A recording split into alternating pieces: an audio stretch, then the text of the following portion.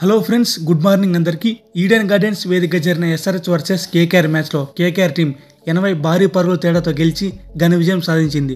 So last year మాదిరిగానే ఈ సంవత్సరం కూడా కేకేఆర్ డామినేషన్ ఎస్ఆర్హెచ్ మీదుగా కొనసాగుతుంది. ఎస్ఆర్హెచ్ టీం లాస్ట్ 2 మ్యాచెస్లో ఓడిపోయారు కాబట్టి సో ఈ మ్యాచ్లో అయినా గెలిచి బాగా స్ట్రాంగ్గా కంబ్యాక్ చేస్తారనుకున్నాం.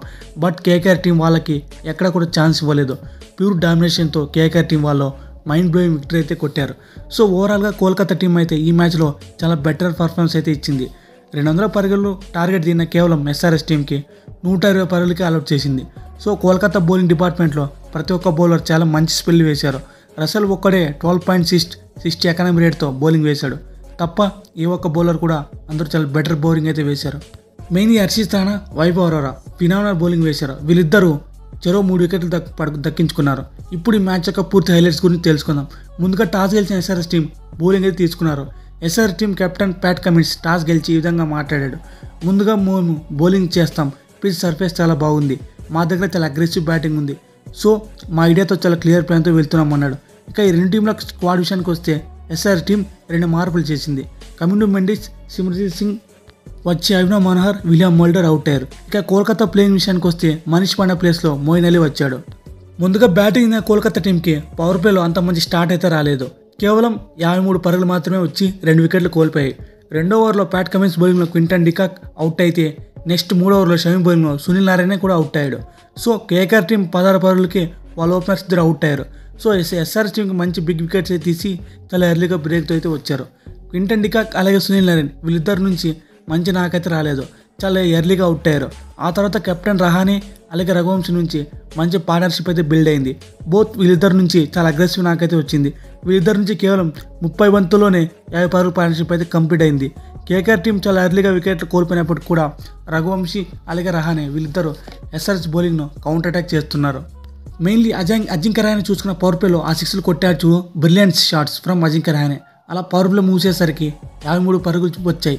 రహానే అలాగే రఘువంశీ వీళ్ళిద్దరూ 3 వికెట్కి ఏకంగా 87 పరుగుల పార్ట్నర్షిప్ని బిల్డ్ చేశారు.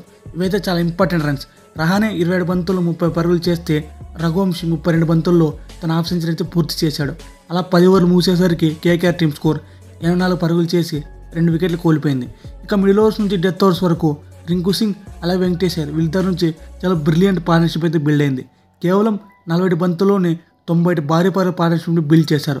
మొదటి వీళ్ళిద్దరు ఇన్నింగ్స్ చాలా స్లోగా స్టార్ట్ చేసినప్పటికీ మ్యాచ్ ప్రోగ్రెస్ అయ్యే కొద్దీ చాలా అగ్రెసివ్ బ్యాటింగ్ చేశారు. ముఖ్యంగా డెత్ ఓవర్స్లో చూసుకుంటే వెంకటేష్ అయ్యర్ చాలా రెచ్చిపోయి బ్యాటింగ్ చేశాడు.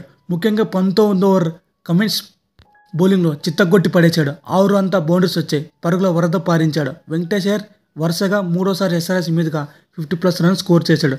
సో ఓవరాల్గా వెంకటేష్ అయ్యర్ ఎస్ఆర్హెచ్ టీం మీద చాలా విధ్వంసం క్రియేట్ చేస్తున్నాడు. ఇక రింకు సింగ్ చూసుకున్న అతను కూడా చాలా బాగా ఆడాడు. లాస్ట్ 5 ఓవర్లో చూసుకుంటే ఏకంగా 75 పరుగులు వచ్చాయి.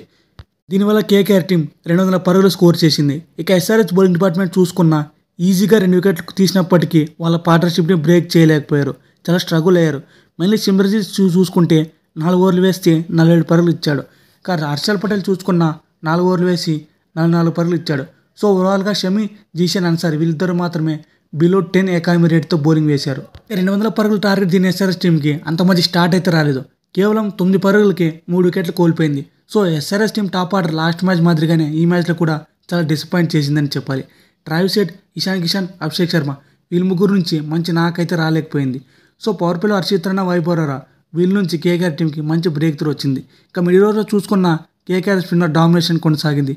ఏ ఒక్క బ్యాట్స్మెన్ కూడా ఛాన్స్ ఇవ్వలేదు.